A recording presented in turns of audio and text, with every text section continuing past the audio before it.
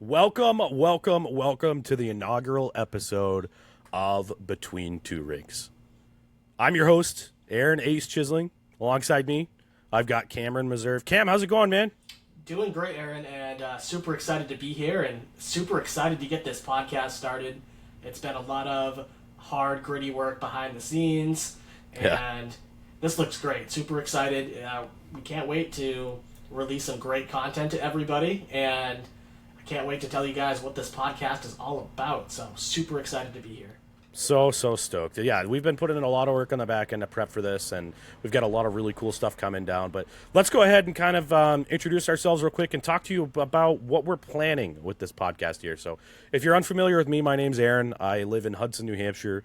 I am a father of two wonderful girls, 12 and 9. I grew up playing ice hockey. I'm a goalie, so you know something's wrong with my brain because I like having pucks thrown at my head. Been a Bruins fan ever since, as long as I can remember. I started playing goalie when I was 12. So hockey's kind of baked into my DNA now. My dad taught me. He got me into the sport, and now I'm passing that on to my family. My youngest, Mimi or Amelia, she's 9 years old now, and she is all over New England and even outside of it, playing tournaments and stuff now too. So hockey's a ton of fun. And, you know, between my fandom for the Boston Bruins and my passion for the sport, it's just kind of led itself organically to where I'm at now as a big time hockey fan, hockey supporter, coach, player, dad, and that passion has kind of brought me into where we're at today. So, Cameron, I'll throw it over to you for a quick intro. Yeah, so my name's Cameron. I am the founder of Bruins Media on Instagram. Currently, we're at 10.9K, so I appreciate everybody giving me a follow and following along Instagram for all your Boston Bruins content. And a little bit more backstory about myself. So I live in Maine. I live in Portland, Maine. Beautiful place right on the water. And I fell in love with hockey when I was a kid. I grew up in a hockey household. My dad was a hockey coach at multiple different institutions. Worked at Bridgeton for a while. And yeah, really just kind of fell in love with the game. Played a little bit as a kid growing up, but really fell in love with the Boston Bruins. I was 11 years old when they won the Cup in 2011, so growing up and getting to experience that, I'm like, yeah, no, I'm all in. And yeah, Boston Bruins have been a big part of my childhood and a big part of my life nowadays, and it's a team that I'm super passionate about, and I am very excited honored to cover the Bruins, and I'd say the Bruins are a big passion. Besides that, I enjoy disc golf. I enjoy going out and having a few brewskis, and I'm also track and field and cross country coach at the college level, so I get to be around sports often. I majored in sport management and minored in coaching, so I have backgrounds in coaching, and so I'm just excited to provide some interesting insight to the podcast and from a coach's perspective and a fan's perspective as well. Well, that's great, you know, because that ties into a lot of what we're talking here. And guys, we know it. There are a million Boston Bruins podcasts out there. So if we were trying to just be one of the others, you know, it's basically like copy paste at this point. We're not trying to do that. What we're trying to do is bring a little bit of a different flavor to the Boston Bruins podcast first. And, you know, I wouldn't even necessarily label us, despite the black and gold, exclusively a Boston Bruins podcast. What we're trying to do is we're trying to bring a New England hockey lifestyle discussion to the podcast world. So obviously we're going to be talking about Boston Bruins because, you know, it's one of the original 6 teams. The Bruins are baked into the DNA of this region here in New England. But we're also going to be talking NCAA hockey. We're going to be talking PWHL women's hockey. We're going to be talking youth hockey. We're going to be talking, if it's on ice and there's pucks involved, we're going to be chatting about it here on Between Two Rinks. That's kind of the reason why the podcast is named Between Two Rinks, right? That name kind of was born out of a brainstorming session with Cam and I when I was like, you know what, I got to get back to you, Cam. I'm actually driving to another rink. And then it kind of clicked because I'm going from one rink to another. And how does that not resonate with hockey fans and hockey parents and hockey players ever since they started playing mite development all the way to when you are a, you know, all-star NHL player? We're all just going between two rinks, and it's the journey between the two places. So that is the story behind the name Between Two Rinks. So there you have it, ladies and gentlemen. That's our introduction. We have so much cool stuff to go over with you. We've got a jam-packed agenda for today. Welcome to Between Two Rinks. Let's get started then. So, Cam, I'm going to throw a topic over to you. I'm interested in getting your thoughts right off the hop. We're going to start, because we have all the black and gold on our screen right now, we're going to start with some Boston Bruins topics, all right? So we're going to talk about the current situation. We are sitting here on June 6th. Starts to actually feel like summer again, which is delightful. We're less than a month away from free agency. I can't believe it. I mean, seriously, this is obviously for the offseason. This is the best part of the offseason, right? We love June, the great weather. The Stanley Cup Finals is in full swing. It's awesome. And then there's a lot to look forward to. We got the NHL Draft coming up in June, in a couple weeks, which is very exciting. The NHL Combine, saw that going on today. How about Gavin McKenna on the bike? I don't know if you got to see that video. He looks poised and incredible to go first overall. But besides the point, and then free agency here on July 1st. It's a really exciting time for NHL fans and Bruins fans. And who doesn't love free agency? It's a really exciting time, and it's a time where we get to see players go to new organizations and see what direction this Boston Bruins team is going to go in. So, again, super excited. Yeah, and it's kind of an interesting one, too, especially because of the current situation of the Boston Bruins. They have $15 million in cap space. They have two players specifically that they have left unsigned as of right now. Now, I'll be honest, I haven't seen a lot of traction in the social media sphere on whether or not either of these two players are potentially going to get an offer or are going to entertain an offer from the Boston Bruins. Cam, I'm going to throw it over to you. Who are the two players? So those two players are unrestricted free agents Andrew Peeke and Victor Arvidsson. And I agree, I have not heard any traction on either player to this point about a possible contract extension or any future plans for these two guys to be in the organization. Now, I know fans have their perspectives about each of these players and what they would like to see, but I have not heard anything from any NHL insiders or anybody directly from the organization that these two players will be back in black and gold in October. So let's throw the reporting aside. And let's just talk about our personal preferences here because, hey, believe it or not, eventually you guys, listeners, you're going to appreciate our personal opinions because that's what you're here to listen to. We're not here to report the same shit you can read online. We're going to tell you how we really feel. So, Cameron, off the hip, putting it right at you, do you want to re-sign Andrew Peeke? Do you want to re-sign Victor Arvidsson? No, I do not. I think if you look at this free agency class, it's a weak class, and there's going to be a lot of players in high demand. What does that typically mean? That means overpays. People are going to go above market price. A guy like Andrew Peeke, who's a right-shot defenseman, who's in his 20s, is very valuable to some teams because he's a right-shot defenseman. Not saying I hate Andrew Peeke. I know some fans have their opinions about a guy like Andrew Peeke, but this guy on the market is going to go get above $3.5 million, and there might be a team willing to pay $4 million. Victor Arvidsson is coming off an injury. He had a great season on a contract year, and he's an older player. Would I like to bring him back? In theory, yes. But for a guy who I think is going to get a 3-year deal above $5 million, I'm not interested. So that's off the hop from not even really considering much. That's my thoughts on those two players. Yeah, I think I'm going to echo your sentiments, and I don't want to make it a practice to agree with you too much because it's more fun when we argue.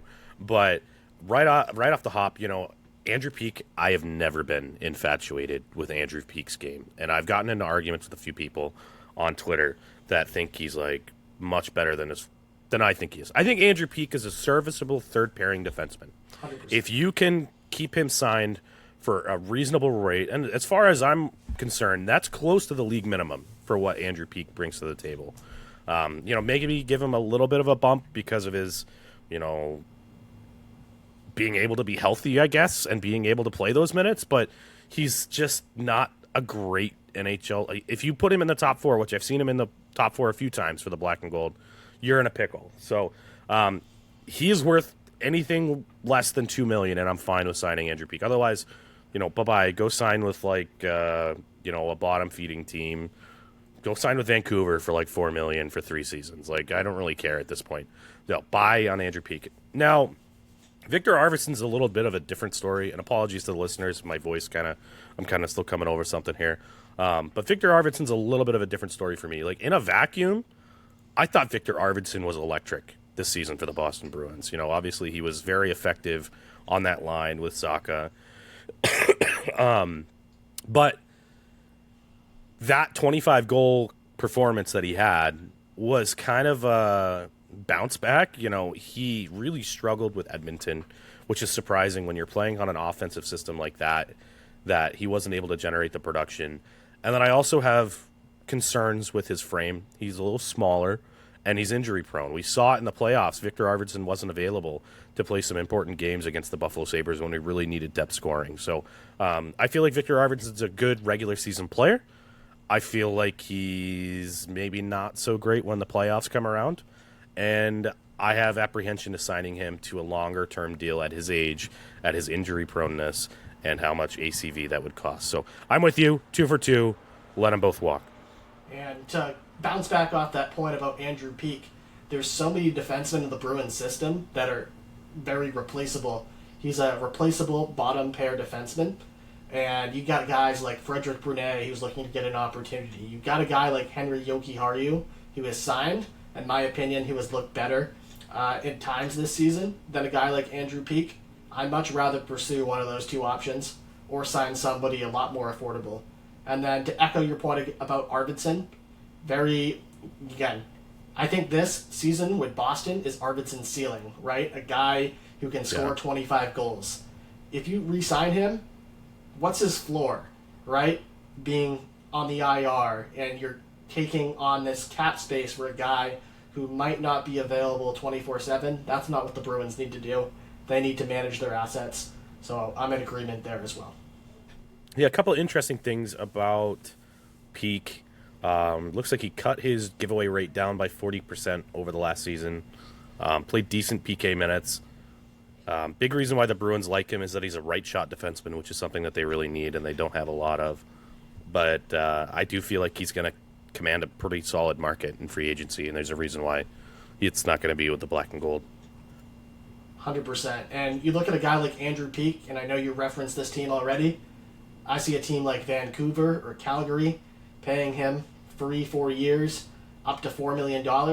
He can go eat minutes there. He can go be a valuable member to one of those teams because they have the money and they need to reach the cap floor.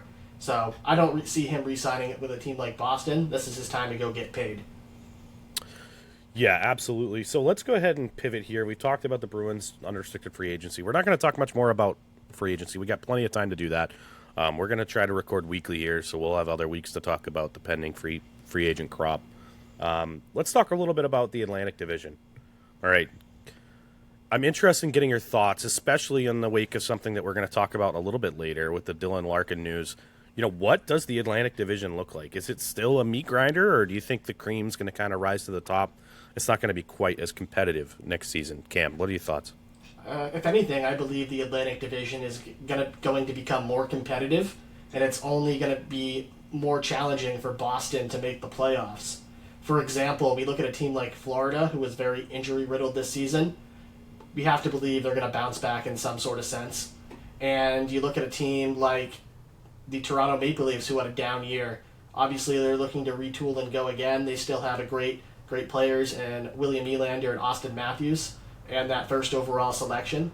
And then a team like Ottawa, who's on the rise, and if they get good goaltending, they're definitely one of the top teams in the division because of their talent they have.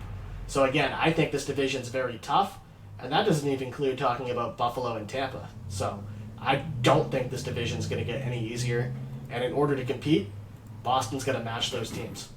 Yeah, and you're going to see the Florida Panthers come back with a healthy Barkov, a healthy Kachuk. That they're not looking to take a step back after getting their lottery pick this year. You know, they're planning on going right back to contention. You know, and you saw Barkov be very, very effective in the Worlds over in Europe.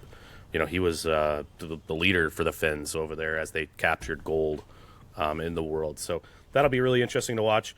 You mentioned a team that I think is kind of also something that's interesting to kind of keep an eye on, especially with, you know, a lot of the rumors going around right now Do you think Austin Matthews will be a Toronto Maple Leaf next year? I do. I think this whole thing is smoke, and I do not think Toronto is going to be trading Austin Matthews this season. He's somebody I believe that the new hockey operations team and John Chayka is going to want to build around, and assuming they go with Gavin McKenna, that's a pretty nice trio up front with Matthews, McKenna, and Nylander. I think they're a team that's looking to kind of put this year behind them, and I expect them to add to their defense rather than trading their best goal scorer. Yeah, it's interesting. A lot of the big media accounts are talking about how Austin Matthews still hasn't made his decision about returning. And we have plenty of time to talk about this stuff too this offseason, but I'm interested in eventually getting your thoughts on Austin Matthews as a captain in the National Hockey League. Because I do believe that, especially with all the drama going on last year with the Toronto Maple Leafs, in the wake of the Radko Gudas knee-on-knee situation that shelved Austin Matthews and the lack of response, and then almost like the incredibly reactive, unnecessarily amount of violence that the Toronto Maple Leafs then tried to do to say, oh, we're still a team and we're tough and we're worth it, but it was already like your season is over. Like, I just don't understand it.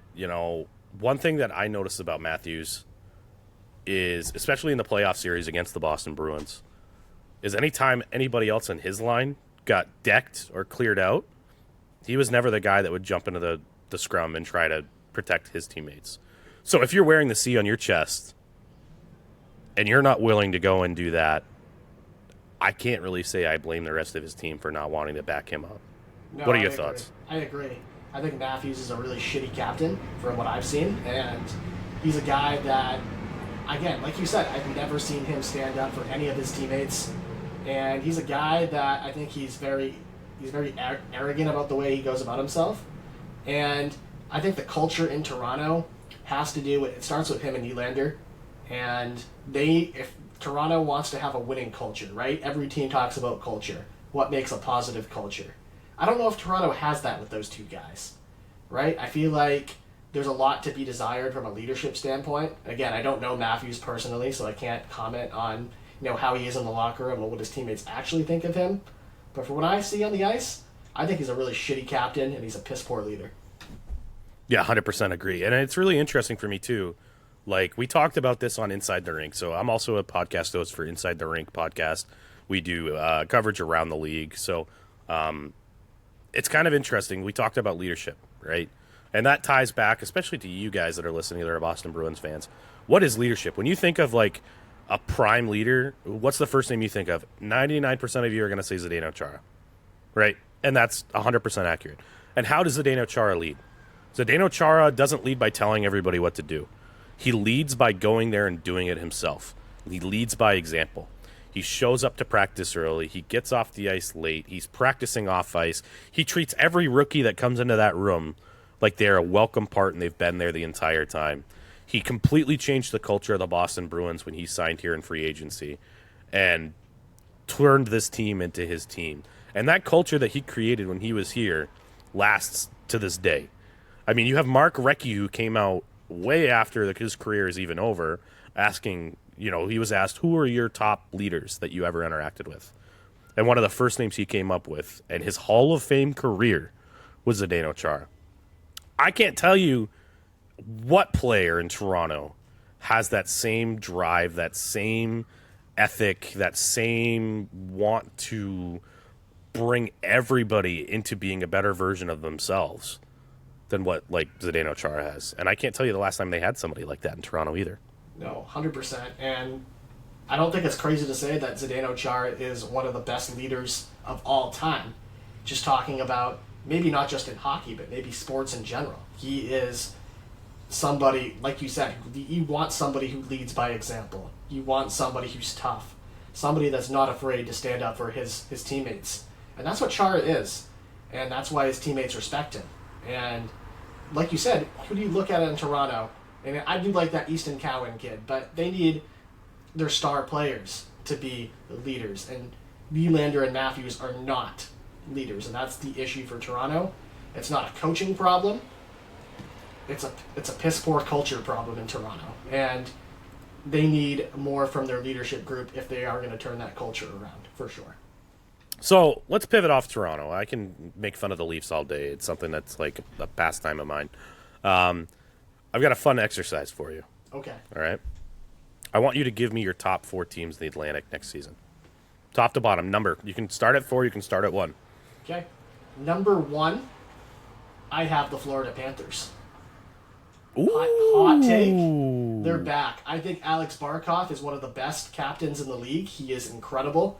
He's a guy who leads by example for Florida. A healthy Matthew Tkachuk and Brad Marchand potentially coming back. If that D-core can stay good. Now the biggest question mark is their goaltending, right?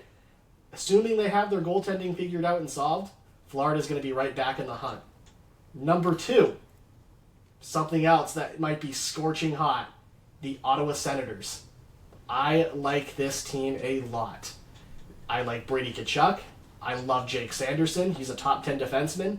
If Omar can come back and be an efficient goaltender, which I do believe he can, this team is going to play good enough defense, and they're going to score goals. Their underlying metrics were incredible. I am not sleeping on Ottawa. This team is sneaky good. And that brings up my 3rd team, the Montreal Canadiens. Again, I hate Montreal. I'm a diehard Bruins fan, but you can't deny the talent of Nick Suzuki, Lane Hudson, Cole Caulfield, Demidayoff, and that goalie tandem of Dobes and Fowler. That's a great team. They have a really good core coming up. And then finally, I'll go with the Tampa Bay Lightning. Even though I hate their defense, I think their defense is going to weigh them down. The one reason I'm putting Tampa Bay at 4 is Andrei Vasilevsky. I think Vasilevsky is good enough to carry this team to at least a wild card spot, but assuming they lose a guy like Darren Radish this offseason, and obviously Victor Hedman's future is kind of unknown at this point, Tampa's a very interesting team to watch this offseason to see what they do. But again, they do have Nikita Kucherov, they do have Braden Point, they do have Jake Gensel, they have Brandon Hagel, and John Cooper is their coach. Love him or hate him. I obviously hate him. He's a well-respected coach for the Tampa Bay Lightning. So those are my top 4 teams going into next season in the Atlantic, just on the top of my head. That is bold. And the big thing that jumps out at me with your top 4 is no Buffalo Sabres, which I think is fascinating. I'll go ahead and get started with mine. I'm going to go number 1, Montreal. I do believe that Montreal has demonstrated in this postseason that they are for real. They're a very young team, and making it to the Eastern Conference Final is a great demonstration of this is just getting started. I believe that team led by Nick Suzuki and all the cast that you had just mentioned, they're a really, really good team, and they're going to get better. I think that step back that Florida took will hurt them, and I don't think that they're necessarily ripe to take a big bounce back season. So, number 1, I'm going Montreal for many of the reasons you described. Number 2, I'm going to go Buffalo. I do believe that Buffalo hadn't been in the postseason in 14 years, right? Now they're back, and obviously they win the first round series against the Boston Bruins, and then they end up falling short in Game 7 overtime against Montreal. I honestly think Buffalo was the better team in that series. I think that they really were. They were the better. They were a better team in the overtime period too. It was one shot off the rush that their goaltending, which is the Achilles heel for that team, really should have had. Ukko-Pekka Luukkonen should have had that save in overtime that sent the Montreal Canadiens into the Eastern Conference Final. But yeah, I've got Buffalo there. I think Rasmus Dahlin is just lightning in a bottle. The guy is dynamite, and I think that he's going to lead them to another really, really strong regular season next season.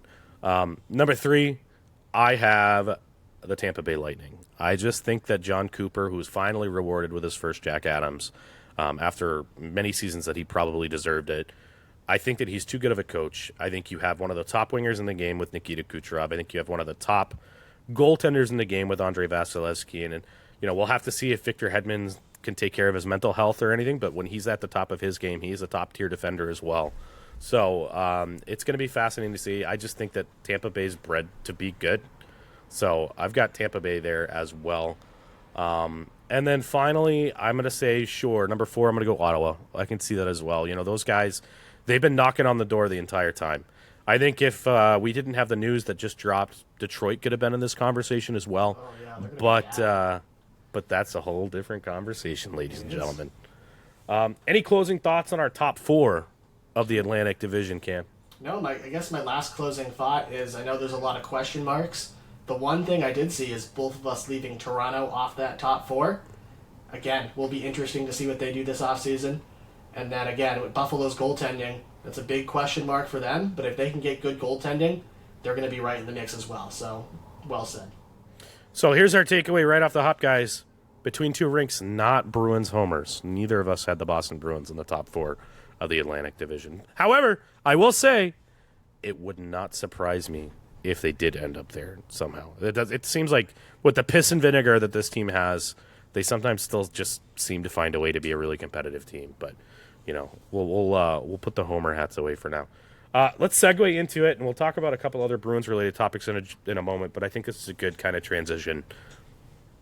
Reports came out yesterday, I believe, or Friday, that captain of the Detroit Red Wings, Dylan Larkin, has formally requested a trade. And allegedly, this trade request has been in the works for a little bit of time now, right? Yeah. It's really, really interesting because you had Dylan Larkin coming out and publicly critiquing the front office of Detroit for not doing enough at the deadline to help his team. This is a team that's been trying to push, trying to finish that rebuild. I mean, Dylan Larkin's 30 now. He's not that young guy anymore. He's the same age as like David Pastrnak, right? So, however, he's their number one center, and they don't really have another top six center other than Dylan Larkin. So if he ends up getting his trade with his no trade clause, what does that mean for the Detroit Red Wings? What do they have to do? Are they able to pivot and replace him with a, somewhat close caliber player? The pickings are slim right now in the trade market, free agent market.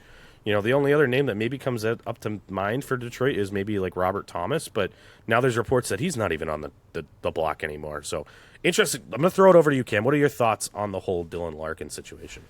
I guess to start, I'm not terribly surprised just because of the mismanagement by Steve Yzerman.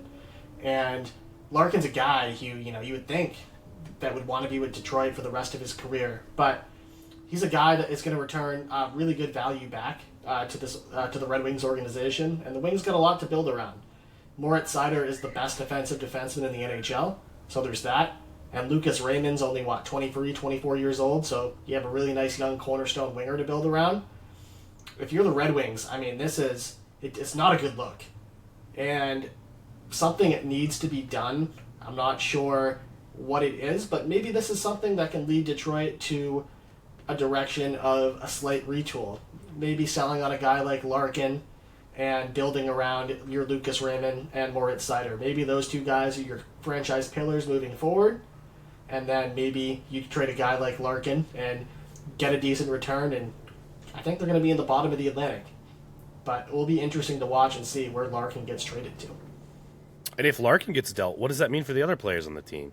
Do they want to go? Do they want to sit through this?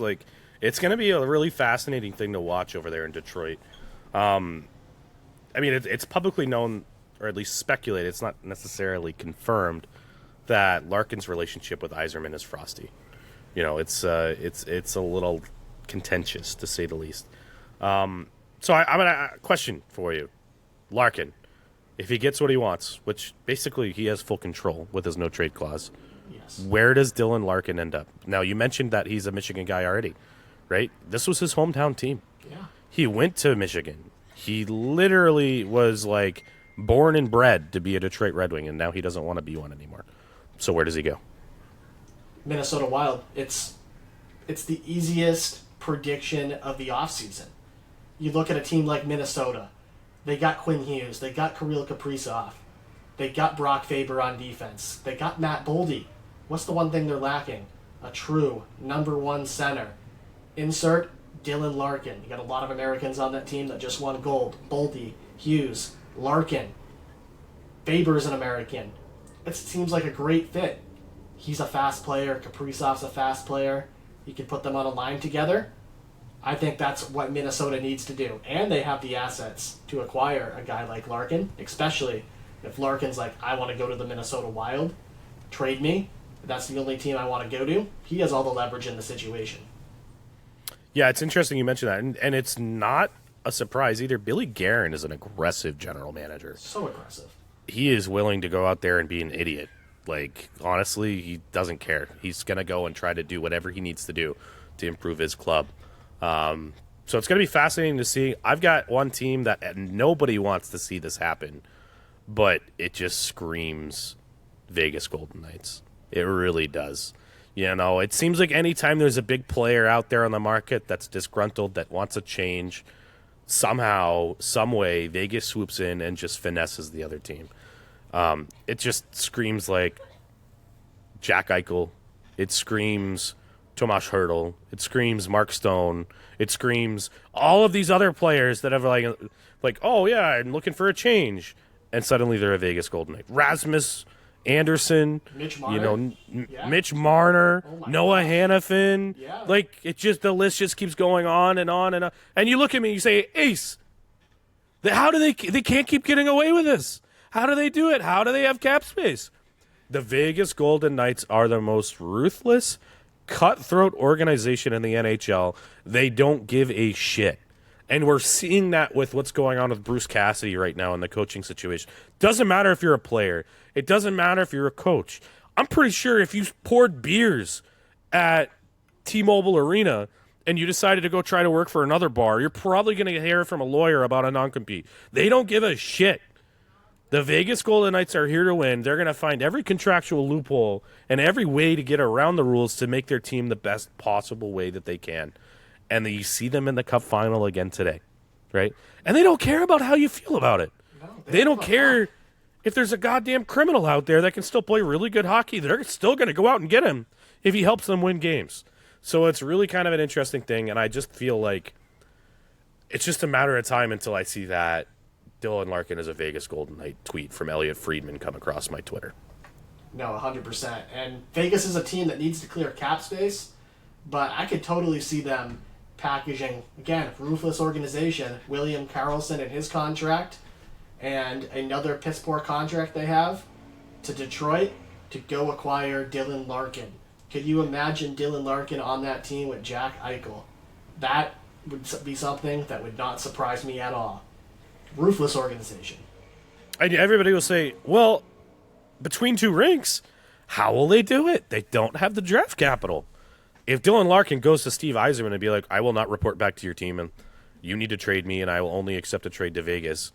Vegas is like, well, you know, I mean, I guess they got to trade you to him. I mean, we'll give you maybe a second-round pick and like a mid-tier prospect. And Yzerman won't have anything that they can do about it.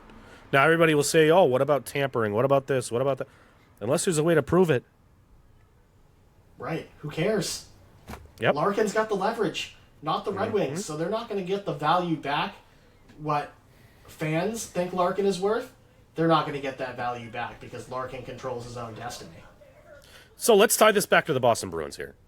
So obviously the Boston Bruins are in dire need of a top-line center, and Dylan Larkin is a top-line center. He's not necessarily an elite one.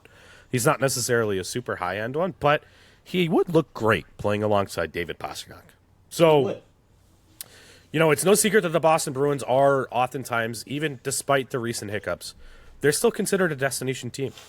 You know, a lot of people know about the culture in the black and gold, and people want to be a part of this team. It's an original six team, the oldest team from America.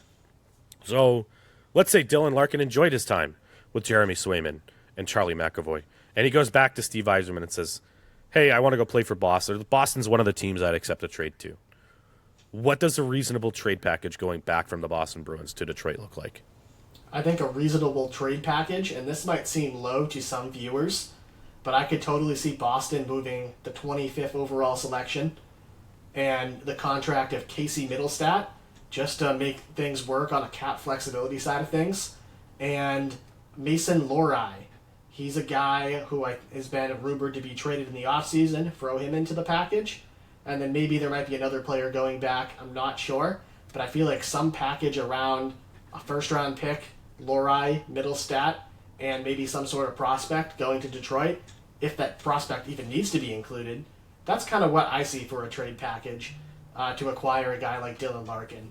Again, some might say that's too low, but if Larkin wants to become a Boston Bruin, there's the leverage.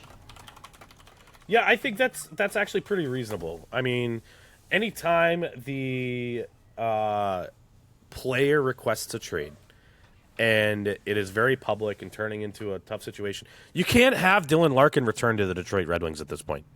You know, he is the captain, and when your captain publicly requests a trade, that's a problem, right? You can't have that guy wearing the C come back to your team in the training camp. So this is going to be resolved in the next 3 months, unless they somehow amend the situation and he rescinds the trade request and says all the right things to the media.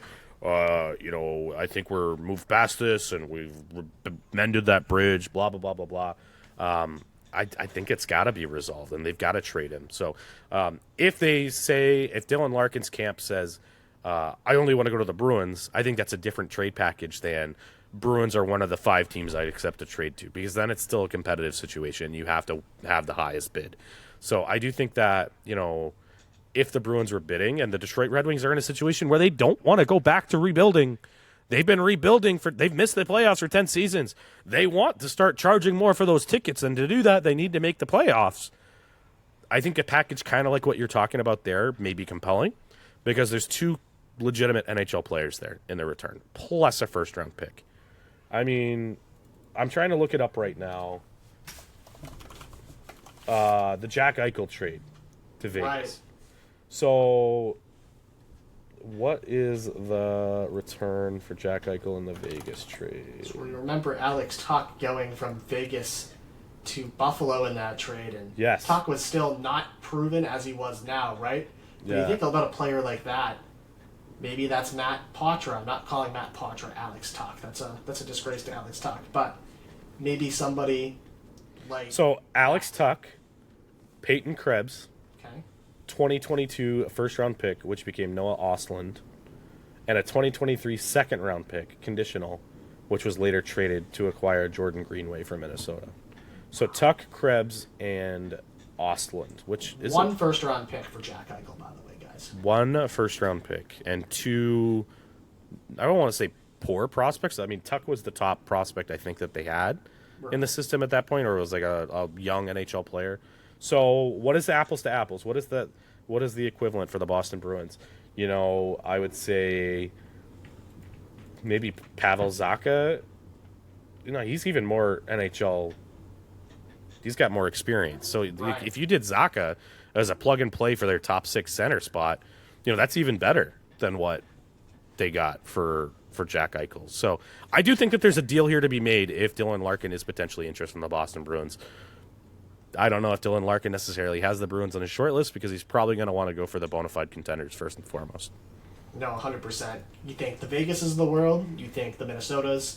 I could even see a team like Dallas, for some godforsaken reason, be in play for a guy like Larkin.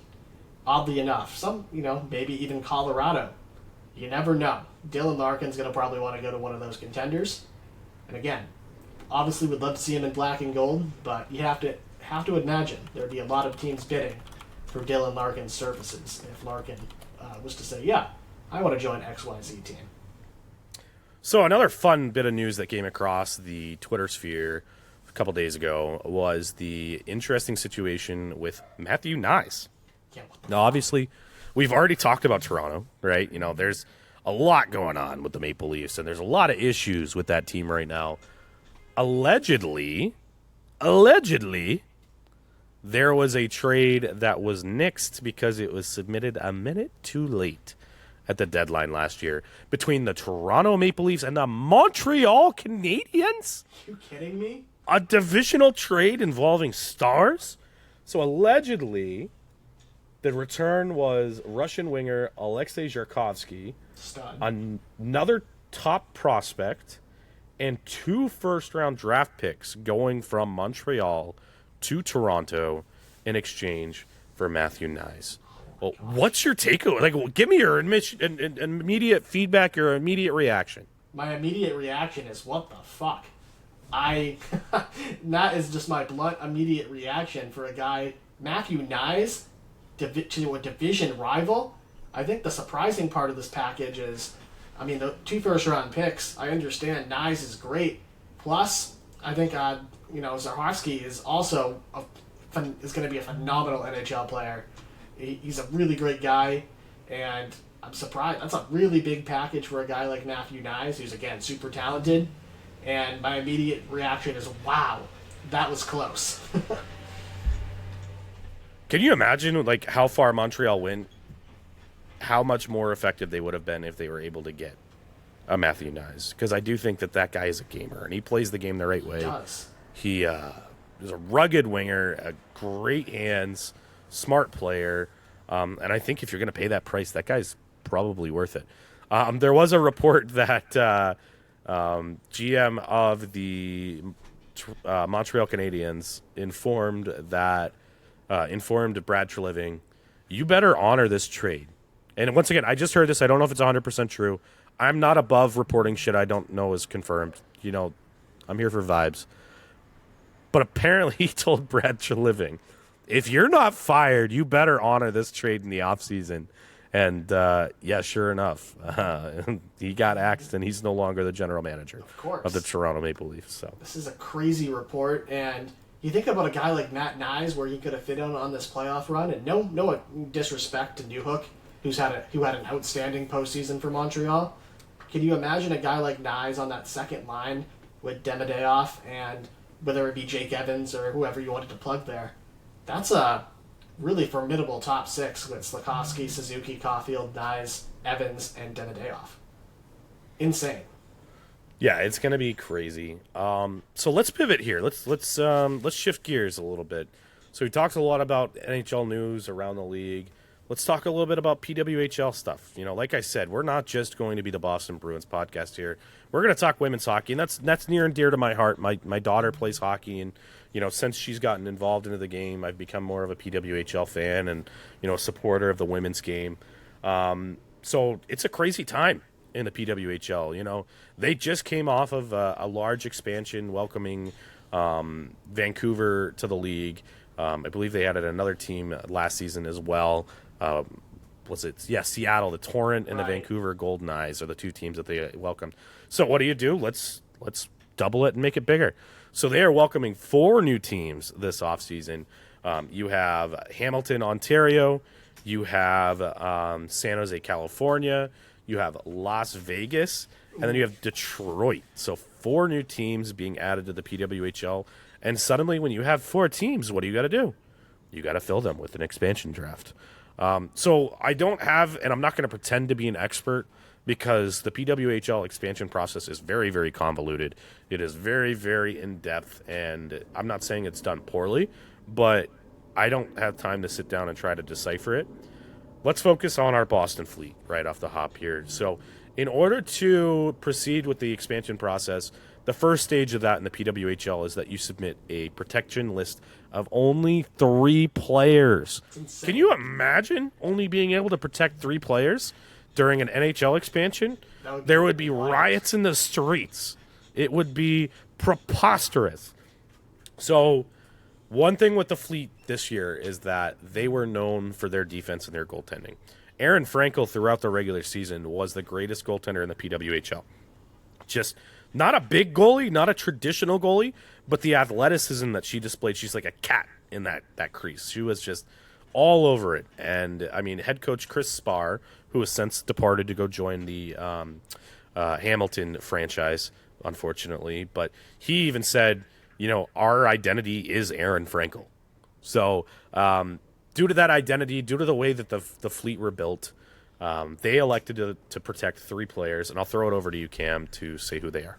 Yeah, no, 100%. So, again, it's so different to watch the PWHL. Like, could you imagine the NHL and the Bruins only being able to protect 3 players during an expansion draft? Again, first player you mentioned, Aaron Frankel, outstanding goaltender. That makes sense. Second player, USA's hero, Megan Keller. Again, built on defense.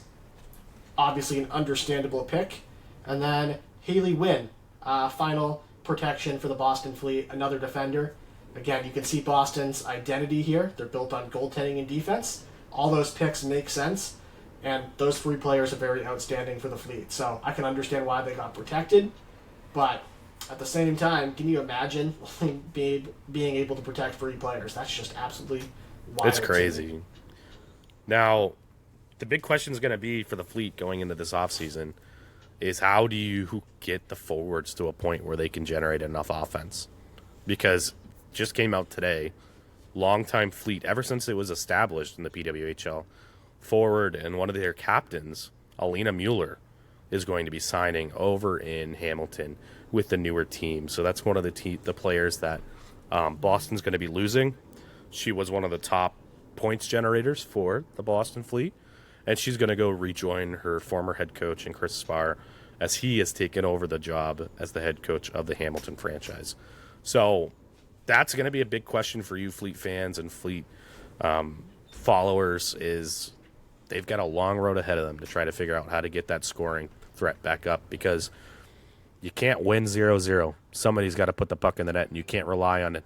You can't rely on Keller or Wynn, and if you're relying on Aaron Frankel to get your goals, you're really in a pickle. For sure, they gotta put the puck in the net. So let's talk a little bit before we kind of cap this off here with some Bruins prospects talk. Let's talk about, this is going to be mainly me chatting a little bit with the youth sports culture right now. And actually, I'll talk youth hockey. You're exposed to youth sports as well, from other sports as well. But we're seeing a lot of videos and a lot of talk, specifically like Black Bear, private equity scooping up youth sports right now, and parents going crazy in the stands. I'm interested in kind of chatting with you right off the hop. What are your thoughts? Let's say specifically to hockey right now. Yeah. What is like the healthy, unhealthy balance of youth hockey right now? The financial cost, chasing AAA teams versus town hockey. What is your take of hockey today, at the grassroots level? Yeah, that's a big one for me. You just mentioned. I think in society today, we've gone a long way away from playing town hockey, and that's where development used to start. Now, I feel like development is who has the most money to spend. Come over here. You pay a premium to come join this team, and every weekend you're traveling to a different rink, which is ironic, in between two rinks, right? And you see everybody spending big money to come join this premier team per se, just for status quo, or maybe for promised development XYZ. And you see a lot of that. And I feel like we've gotten away from that homegrown development. Now again, every town is different. Some towns have more opportunity. And again, at the end of the day, hockey is a very expensive sport to play. And there needs to be more access to let kids play hockey.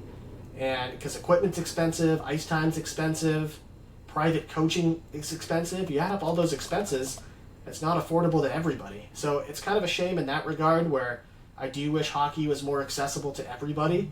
And I do feel like we've gotten away from those local town hockey. And as a former high school coach, I feel like high school sport should take precedent over any AAU sport or any non-school sanctioned activity. That is something that always really pissed me off, was somebody leaving for a non-school sanctioned activity. Back when I was in high school sports came first, and again, we've kind of gotten away from that. Yeah, it's interesting because you look at like what the Minnesota model is, right? And everybody, you see it in Mighty Ducks. You play for your town, and that becomes a very competitive thing. And it goes, and you don't just play for your town; you then play for your high school. And high school Minnesota hockey is very, very competitive. You see guys get drafted to the NHL out of Minnesota high school hockey. That's a paddling, Cam. You better mute that shit.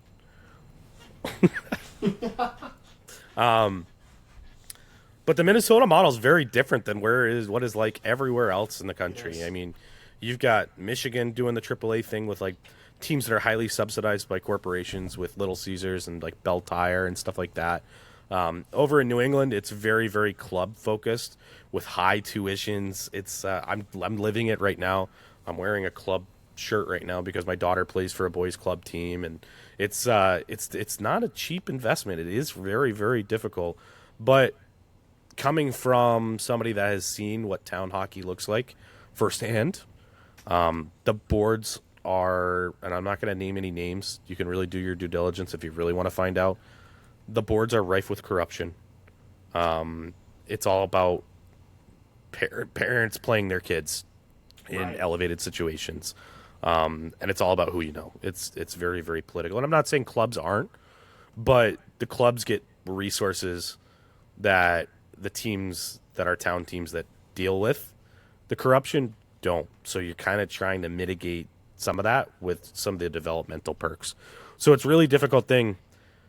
And at what age is the appropriate age to prioritize playing AAA club hockey? Is that appropriate for a mite to be chasing that? Is that appropriate for a squirt to be chasing that? It's a whole interesting topic, and we're going to have some fun guests on throughout the tenure of this podcast as we talk about what does hockey develop need to look like? What should it look like? What can it look like? Is there a way to make improvements? And we're going to be keeping an eye on, a lot of the news. I know that there's some interesting investigations going on by like USA Today, for example, into youth hockey. But yeah, any other thoughts on youth hockey? I guess my final thoughts typically is, again, hockey's such a great sport, and I feel like for the kids growing up, opportunity is a really important piece. So I feel like for clubs and towns, finding a way to make hockey more of an opportunity for people is really important, and I'm sure we'll be able to talk about that more on future episodes with future guests that are really in tune with hockey development and really knowledgeable about hockey development as well. So looking forward to that. Yeah, it's going to be a ton of fun. So, you know what? I think that's probably... We got plenty of time to talk James Hagen's and Boston Bruins prospects, so I think this is probably a good place for us to kind of put the pin in it for right now on episode 1. This has been a productive conversation. It's been fun. I really, really am excited for what the future of this podcast looks like. I think we got a good thing going on here, Cam. Like I said, I think that I had fun. Did you have fun? Absolutely. This was a great time. And yeah, we're gonna have to get some more beers at some point, and Absolutely. again, more discussion to come. This was a great time, and excited for future episodes and future guest appearances. Yeah, future guest appearances. And one other thing to keep an eye on, guys, we're gonna actually go live on the morning of the 29th.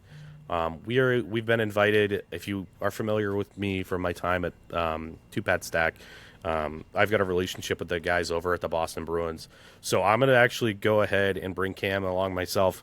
We're going to record live at a season ticket holder event during Dev Camp. So we'll be breaking down Dev Camp roster content, talking a little bit about the draft, bunch of stuff like that. So that's one thing that we're very, very stoked about and looking forward to doing. But on behalf of myself and Cam, thank you very much for checking out our first episode. I think it's gone on pretty well. You might see some production quality stuff increase as we continue to get the kinks out of this, but it's been fun, and we will see you next time. Peace. Peace.